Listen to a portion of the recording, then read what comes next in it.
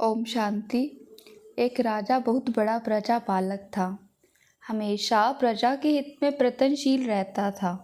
वह इतना कर्मठ था कि अपना सुख ऐशो आराम सब छोड़कर सारा समय जन कल्याण में ही लगा देता था। यहाँ तक कि जो मोक्ष का साधन है अर्थात भगवत भजन, उसके लिए भी वह समय नहीं निकाल पाता था। एक सुबह राजा वन की तरफ भ्रमण करने के लिए जा रहा था। उसे एक देव के दर्शन हुए। राजा ने देव को प्रणाम करते हुए उनका अभिनंदन किया और देव के हाथों में एक लंबी चौड़ी पुस्तक देखकर उनसे पूछा, महाराज आपके हाथ में यह क्या है?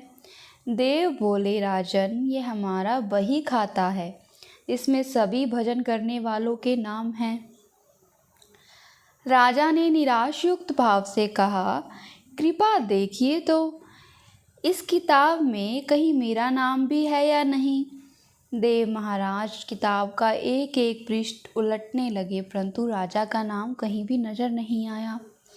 राजा ने देव को चिंतित देखकर कहा, महाराज आप चिंतित ना हो, आपके ढूंढने में कोई कमी नहीं है।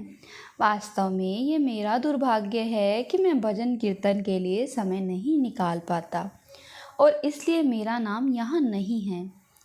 उस दिन राजा के मन में आत्मग्लानि सी उत्पन्न हुई, लेकिन इसके बावजूद उन्होंने इसे नज़रअंदाज कर दिया और पुनः परोपकार की भावना के लिए दूसरों की सेवा में लग गए। कुछ दिन बाद राजा फिर सुबह वन की तरफ टहलने के लिए निकले तो उन्हें वहीं देव महाराज के दर्शन हुए। इस बार भी उनके हाथ में एक पुस्तक थी। इस पुस्तक के रंग और आकार में बहुत भेद था और यह पहली वाली से काफ़ी छोटी भी थी। राजा ने उन्हें प्रणाम करते हुए पूछा, महाराज आज कौन सा बही खाता अपने हाथों में लिया हुआ है?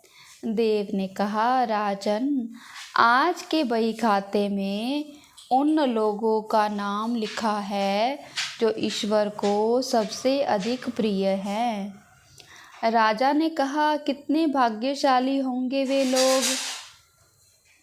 निश्चित ही वे दिन रात भगवत भजन में लीन रहते होंगे। क्या इस पुस्तक में मेरे राज्य का भी नागरिक है? देवराज ने बही खाता खोला और ये क्या, पहले पन्ने पर राजा का नाम ही था। राजा ने आश्चर्यचकित होकर पूछा, महाराज मेरा इसमें कैसे नाम लिखा हुआ है? मैं तो मंदिर भी कभी कभार ही जाता हूँ। देव ने कहा, राजन इसमें आश्चर्य की क्या बात है? ए राजन तू मत पछता कि तू पूजा पाठ नहीं करता, लोगों की सेवा कर, तू असल में भगवान की ही पूजा करता है। राजा को आज के देव के माध्यम से बहुत बड़ा ज्ञान मिल चुका था। अब राजा भी समझ गया कि परोपकार से बड़ा कुछ भी नहीं। जो परोपकार करते हैं वहीं भगवान के सबसे प्रिय होते हैं। ओम शांति।